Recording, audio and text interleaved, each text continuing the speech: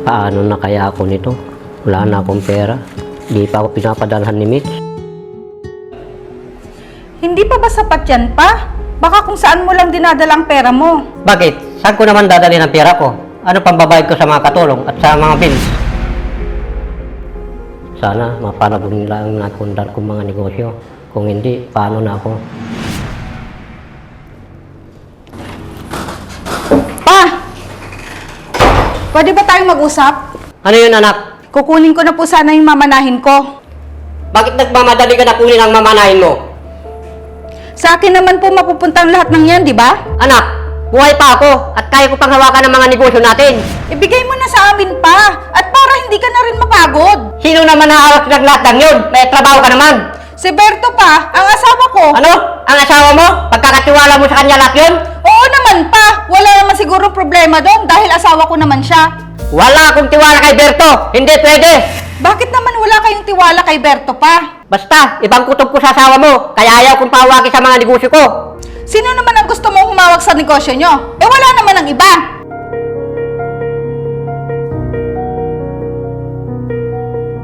Sige na pa, para hindi ka na rin napapagod. Bibigyan ka na lang namin ng allowance mo. Ay nako, pagbibigyan kita. Pero huwag kang magsisi, bandang huli. Ano naman ang pagsisisihan ko doon pa? Wala. Basta sana, huwag niyong pabayaan yung naipundar namin ng mama mo. Opo pa, kami nang bahala. Makakaasa po kayo. Anong balitahan? Pumayag na si Papa. Nahawakan natin ang negosyo niya. Talaga? Hayaan mo, Han. Ako na ang bahala doon. Palalakihin ko palalo yung negosyo natin. Oo, Han. Salamat. Kumain ka na ba? Tara, pasok na tayo sa loob. Nagluto pala ako ng masarap na ulam natin. Sige, tamang-tama. Gutom na ako.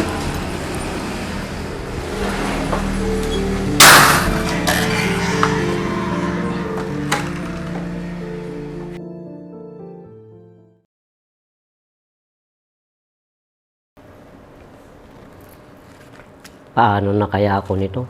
Wala na akong pera. Di pa ako pinapadalhan ni Mitch. Pa?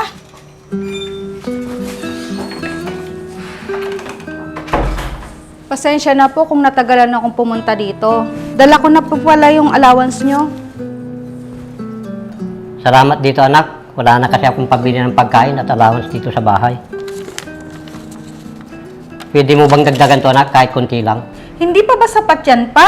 Baka kung saan mo lang dinadalang pera mo. Bakit? Saan ko naman dadalhin ang pera ko? Ano pang babayad ko sa mga katulong at sa mga bills?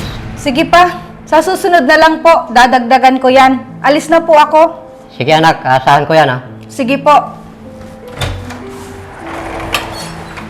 Sana mapanabong nila ang napundar kong mga negosyo. Kung hindi, paano na ako?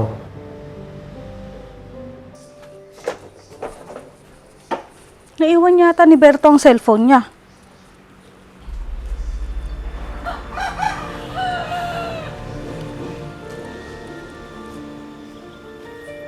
Berto, sino to? Sino tong babaeng to? At nakaakbay pa sa'yo?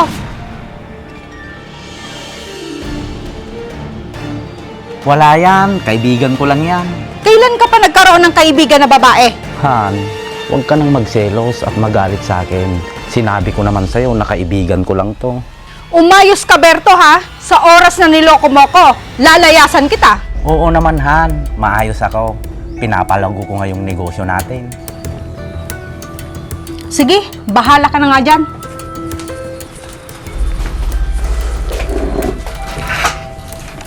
Huwag kayong mag-alala mag-ama. Palalaguin ko yung negosyo nyo. At madami pa akong maakit na babae.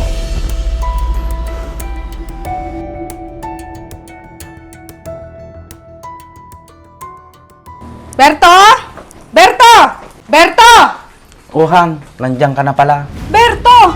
Bakit ganito? Wala na ba tayong kinikita? Kulang pa sa pampahunan na kinita natin ngayon. Ano bang magagawa ko kung yan lang ang kinita ng negosyo natin? Bakit ganito? Kakaunti na lang ang mga stocks natin. Tapos, kulang pa sa pambayad ng mga order ko? Mangutang na lang tayo ulit sa mga kakilala mong mayayaman. Baon na tayo sa utang. Akala ko pa naman, mapapalago mo yung negosyo na minana ko kay Papa. Mababawi naman natin yan. Basta magtiwala ka lang. Magtiwala sa'yo? Ako ba pinagloloko mo? Akala mo, wala akong ebidensya sa ginawa mong kalokohan? Ha? Anong sinasabi mo? Huwag ka nang magsinungaling, Berto! Hindi kita maintindihan sa sinasabi mo. Akala mo siguro, hindi kita mabibisto? Kaya nawawala ang mga perang kinikita natin dahil dyan sa pambababae mo!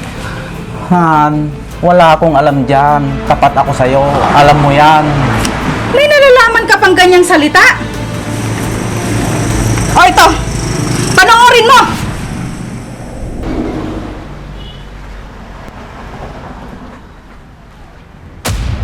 Sige, magpakasaya ka, Berto.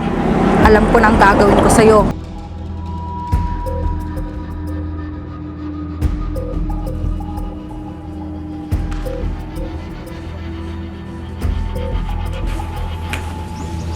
Huli ka ngayon, Berto.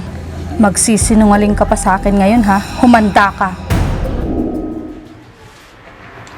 Han, patawarin mo na ako. Hindi ko na uulitin.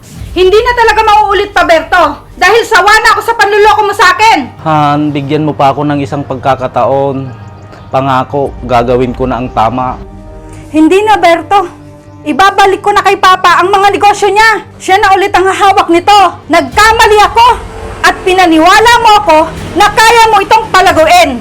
Pero, winaldas mo ang pera na kinikita natin. Oo, Mitch, tama ka. Pero pinaghirapan ko din naman yun ah.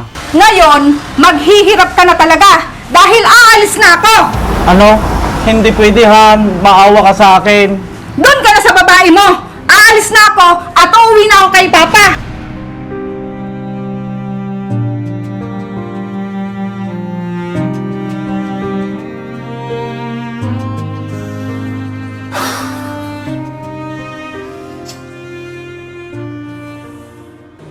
Pa?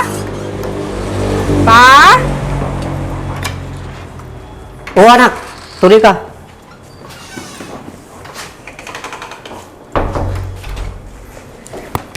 Anak, may problema ka ba? Si Berto kasi pa, niloko niya ako. Winaldas niya lahat ng pera na kinita ng negosyo natin. Sinasabi ko na nga ba, wala talaga akong tiwala dyan sa asawa mo. Kaya hiniwalayan ko na si Berto pa. Pwede po bang dito na ako tumira? Oo naman anak, tayo lang naman dalawang nagdadamayan pag may problema ang isa't isa. Salamat po pa. Nandito lang naman ako anak, para sa'yo. Nagkamali ako pa. Dapat, hindi ako nagtiwala sa asawa ko.